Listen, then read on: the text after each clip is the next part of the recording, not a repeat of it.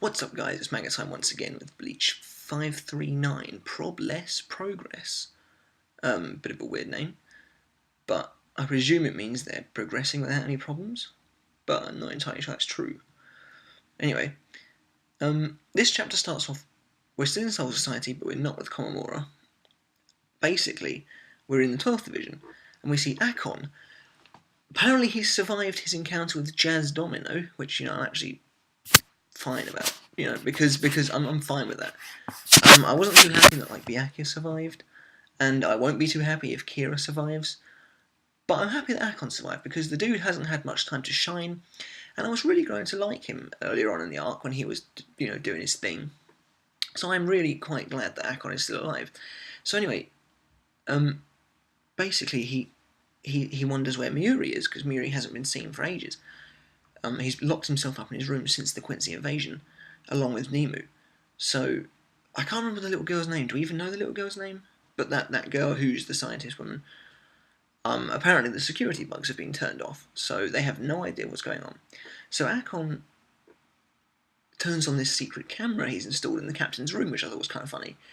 And they see Mayuri and Nemu standing over what looks like a bed, and I think Mayuri is asking something if it can move, and Akon and the little girl are horrified at what they see. But we don't see it. Annoyingly, we don't see it. So what the hell is Mayuri making? Some kind of being? I really have no idea. Could it be involving the bodies in Huecamundo? Possibly. Really, we don't have much to go on other than it's lying in a bed. So, yeah. After that, we then cut over to Omaeda's house, his mansion, and we get the first canon appearances of his sister Mareo and his brother, whose name I believe is Marijiro Saburo or something like that. But yeah, that's the first time we've seen them in canon. We did see them in an Omake once when Omaeda invites Renji, Hisagi, and Kira over to his place. But they don't really serve any purpose in this other than to get their canon manga introductions. And I presume it's because Kubo is literally bringing everyone's families, their friends, into this final arc for the final battle, which I actually really like. I really like how Kubo's doing this.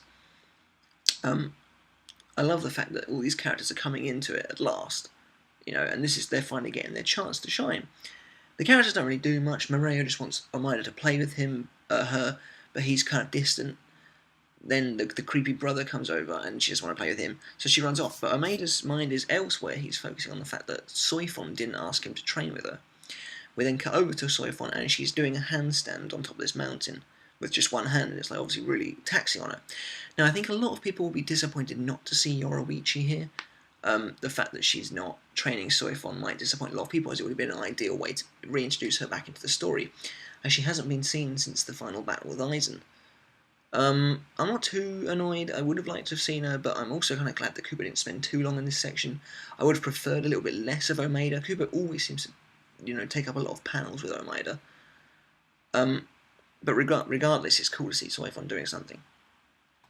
Then we go to Komamura in the cave, and basically the big dog, his great-grandfather, tells him to state his business. And Komamura says that he's come to learn the family's secrets, or inherit them. We don't know what this is. I can only presume it's some kind of ability, power. But the dog kind of laughs at him and says that you used to wear a hood over your face because you were ashamed of us, and now you come here lowering your head to me. Komamura says that he's changed, he's developed. No longer does he wear the hood, and he's a new man. He also says that the world that now accepts them for who they are is on the brink of destruction. However, his great-grandfather doesn't care about this. He's like, we don't have anything to do with this world. We just lay low and let whoever's going to take over it. He basically says that it doesn't matter who holds this world, because whoever does, we're just going to get on with things as we do. Now, obviously, Komamura doesn't like this at all, and he doesn't think that they should just sit there. He tries to protest, but the big dog basically says that if you're going to try and disturb our peace, I'll crush you. To which Komamura basically says, let's do this, and they start fighting. I'm not entirely sure how much of this fight we're going to see. I would like to see it though, because I like to see how Kubo draws the big dog fighting. I think that'd be very interesting. The family secrets, though, are not. Maybe it allows Komamura to turn into one of these dogs. That'd be freaking awesome. I tell you, I do kind of want, like, these dogs, if there's more of them, to all kind of help solve society. That'd be awesome. But then it cuts over back to the Royal Realm, and Ichigo, Oetsu, and the Asauchi all kind of, they drop down this slide, and they're now like at the bottommost point of the Phoenix Palace, and they're surrounded by a waterfall, which is coming in through the sides, because they're now below the sea, I think.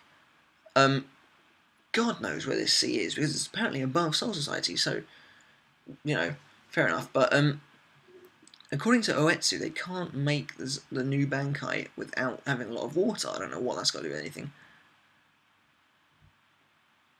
But basically, the chapter ends with Oetsu saying, "You're going to have to say farewell to Zangetsu." Now, what? Okay, I can kind of buy the fact that maybe Zangetsu wasn't Ichigo's proper power, because he hadn't done it properly through an Asauchi, so maybe with an Asauchi he's going to get a new Zanpakuto toe. However, if Zangetsu's not Ichigo's actual strength, then why have Engetsu? What's the relation there? You know, if Zangetsu is this kind of fake power. So I don't think he's going to actually lose Zangetsu. I just think it's going to change a lot. I kind of hope we see the old man again before he goes, at least, because we haven't seen him in ages. But admittedly, this wasn't the most interesting part of the chapter for me, to be honest, because I really genuinely believe that Zangetsu's not going anywhere. The most interesting part of the chapter for me was the Mayuri bit at the beginning. I have absolutely no idea what he's building, and I'm very intrigued to know. So that's kind of it for the chapter. I'm going to drop a 9 on this one. It wasn't as good as last week's, in my opinion, purely because I don't find, like, Omaeda and Soi Fon that interesting compared to the 9th Division, say. Komamura's bit was good, though. I liked that. I liked seeing the big dog. Ichigo's bit was good. And the Mayuri bit was awesome. That was really cool. I'm very intrigued by the Mayuri bit. What do you think Mayuri's building? Let me know in the comments below. As for some of your comments last week, I had some great comments again, guys. Thank you very much. So, one of the comments we got is from Gogly Lusa. Thank you very much for your comment.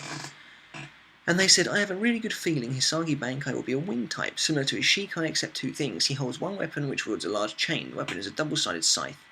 Hisagi's Bankai will give him a Grim Reaper hood type look. When Hisagi throws the scythe, it spins like his Bankai.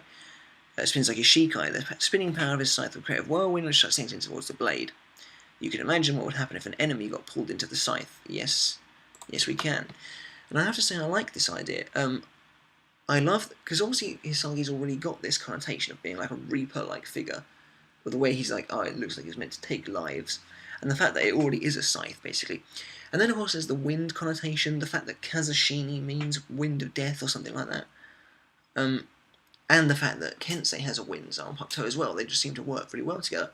So, yeah, I like this idea of a Bankai. So thanks for sending that in, Googly Lusa. And then another comment is also about a Bankai, and it's by Hazisas1. And they said, "What if Komamura's Bankai has two parts? One is human and other is wolf, and he's going to awaken his true Bankai form?" Now, thanks for your comment, Hazisas1.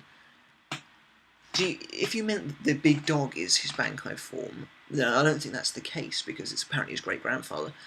However, I would like to see something new from Komamura's Bankai if he was ever to get it back, because it's like one of the only Bankais that doesn't really have any abilities. That's why I kind of think Komamura is going to get an ability now. If it's like to transform into this giant wolf, that'd be so cool. That would be absolutely amazing. So yeah, thanks for your comments, guys. On to some predictions then for next week, since this video looks like it's going to wrap up a little bit earlier than usual. We're going to continue with the training arc. I believe we'll probably go with Ichigo, because we've just had this kind of relatively big bombshell at the end of this chapter.